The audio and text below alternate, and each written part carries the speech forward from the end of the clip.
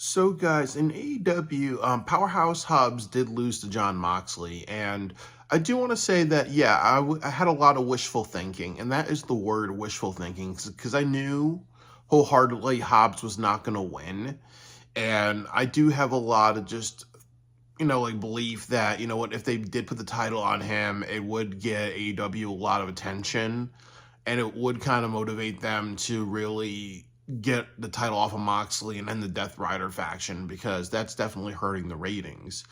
And I would also say that another thing is that sometimes in professional wrestling, that when a championship changes and it's a surprise and it's a shock and it's not really built up, sometimes it can do a lot of wonders. Like, I think the best example is when Mick Foley became the champion in WWE. That was a great, like, surprise. Or, like the 1 2 3 kid, that sometimes a big surprise win can do wonders for a company, and sometimes that can be a problem. Like, a lot of people, like, I remember OTR Central saying that when he watched TNA wrestling, what got him to stop watching was when they made Eric Young the champion, because it felt like they were ripping off the Bryan Danielson becoming a champion angle. So sometimes surprises are good and sometimes they're bad. But I do want to get into, like, the point of this video, that I do think Powerhouse Hobbs needs to be the champion, and I would not put the title on Darby Allin.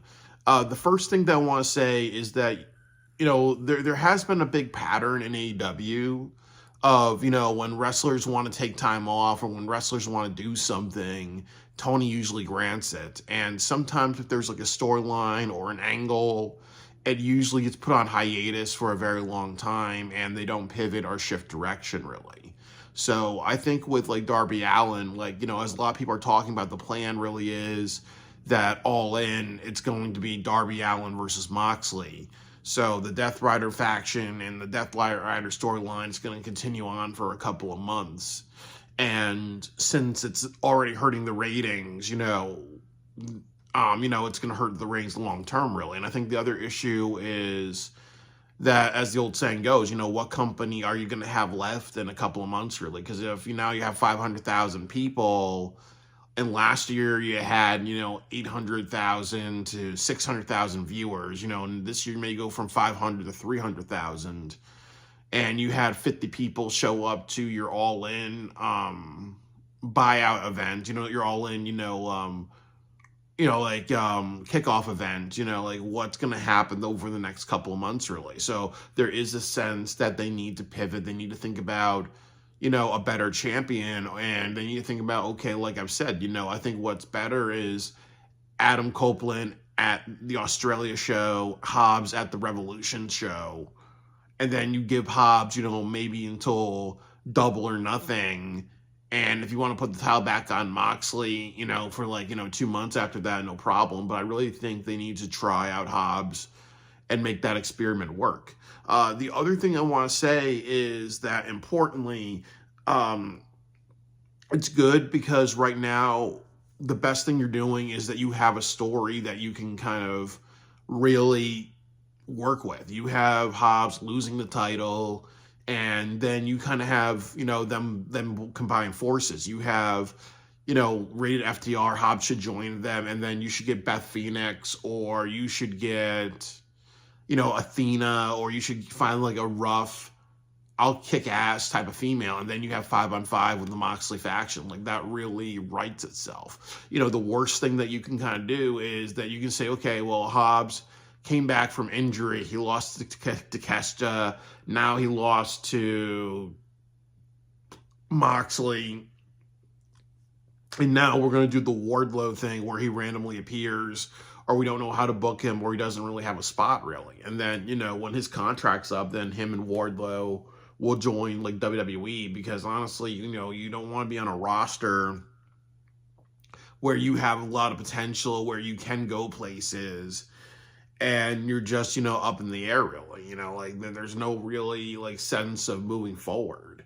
It's kind of like, like Mr. Anderson in WWE, where Mr. Kennedy, like, honestly, when he got out of WWE, yeah, he made some bad choices. Yes, he made some enemies, but when he had to go to TNA to actually be somebody, Or you look at AJ Styles, that even though he was the TNA champion, he was never really that person that was on the top of the company, because they really wanted to push the WW, the WCW, ECW, and former WWE people. So it took him to go to WWE to be that person, where they made him a champion, they made him a big deal. But now his role is almost like, well, since he's done all those things, anybody who beats him gets elevated, like LA Knight at WrestleMania. So, definitely there are companies that don't know how to utilize their talent so they can go off to a bigger and better place. But sometimes when you have that talent, that can be somebody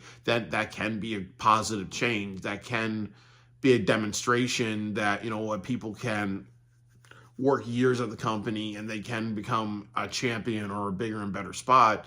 Hobbs is one of those people, in my opinion, that can do that for AEW, really. So I really think it's a very much like, if they don't figure out Hobbs, he should not be with the company, and he should really advocate backstage by saying, okay, you know what, we should pivot and we should make Hobbs, a champion by the end of this year, really, or we should do something where he's in the main event or semi-main event type of picture, really. He needs to really advocate that. Like, quite honestly, I think this is what they should do this year.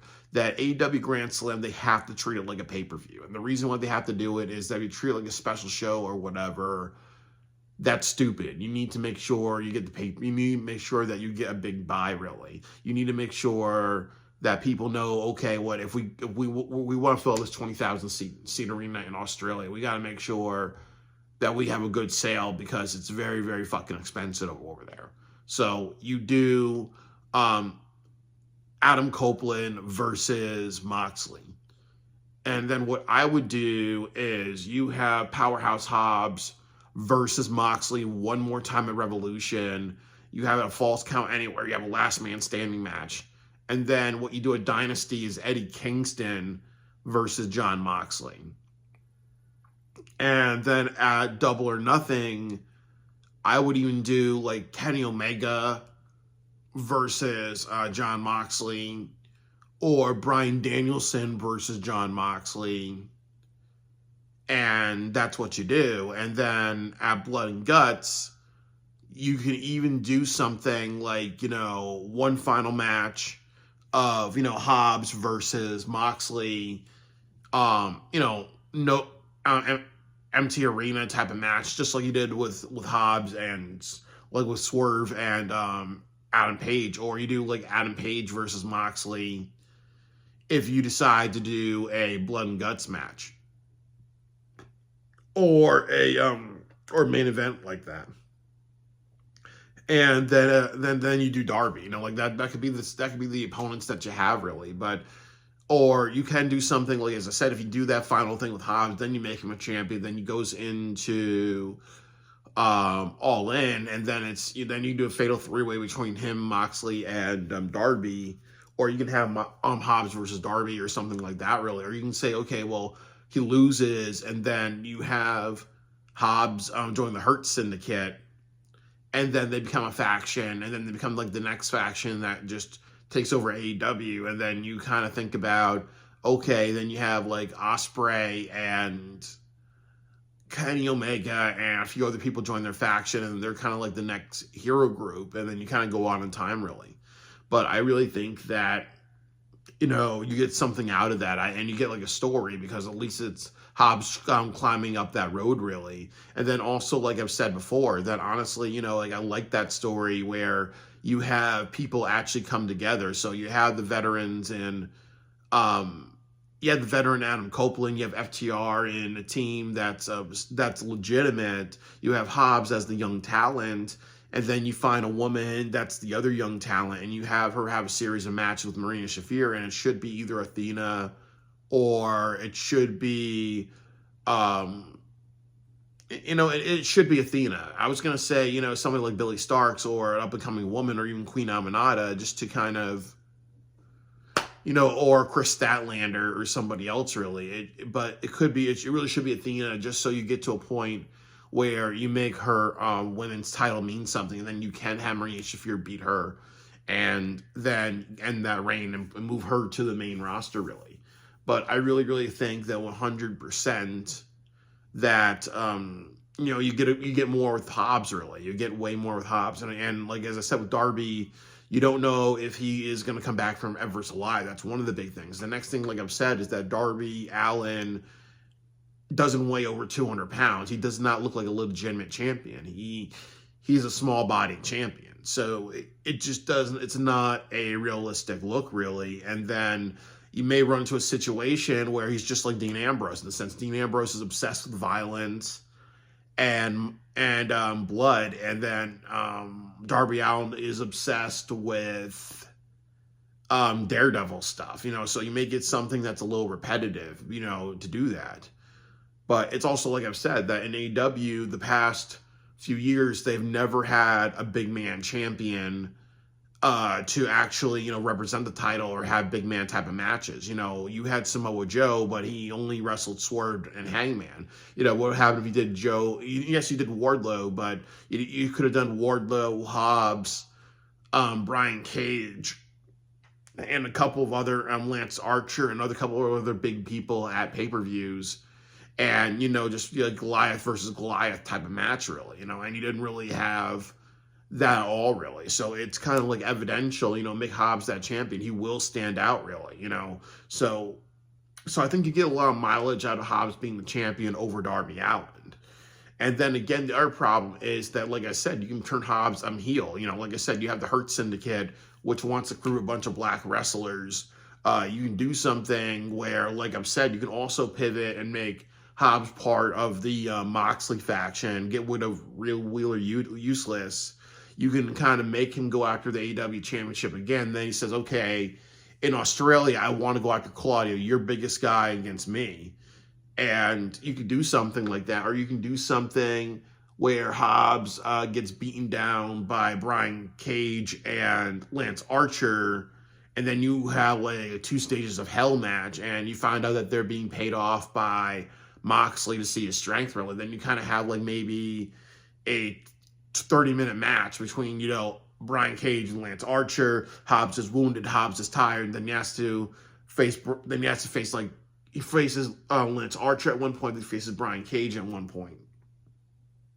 And then you have the next match where it's him versus Cesaro, and you have like a big man match, and then he kind of pays the Hurt Syndicate. Then you do Hobbs versus Lashley. Then eventually you get to Hobbs versus Moxley, part 2 or part 3. So like I said, I think that there's a lot of mileage that you can get with Hobbs. There is a story that can be told. The worst thing that they can do is just have Hobbs float up and down the roster like he doesn't matter after this week. I hope that they don't do that, but given the track record of AEW, that's something that they do. Like, he's lost in the shuffle, and if that happens, that's very unfortunate, and that's a bad direction for 2025. Like, honestly, AEW really needs to raise his expectations, and they really need to look at all the criticisms against the company, evaluate and say, what changes should we make? I think the best pivot that they can do is saying, this year Hobbs is going to be the champion. Hobbs is going to be that guy. Darby Allin blew his opportunity because he climbed to Mount Everest, because honestly, that's going to matter to nobody. And honestly, the only way that's ever going to matter to anybody is if he does a documentary, or Tony pays a film crew to go up with him, and they record that, and they give updates, and they kind of make that a big thing. That's the only way that's going to mean shit to anybody. But for him to go to Mount Everest, then you see that on the news in one post and whatever, he plants the flag, he comes back, it's going to make him popular, for a while, but he's not going to have as much as a popularity unless you have that film crew type of thing. So it will work, but it's not going to be, but you get more out of Hobbs, really, because he's going to be there. He's going to be there weekly. He's going to be a different wrestler. Instead of the Daredevil wrestler, instead of like the bloody wrestler, instead of like the Dave Meltzer wrestler, you're going to have the big man wrestler actually mean something and actually work towards something. So I really think that, like I said, there's so much you get out of Hobbs, really. So hopefully this is chapter 1 for Hobbs, and hopefully they understand that Darby is a great guy, but he is not the best choice. Hobbs is the best choice to be the next champion.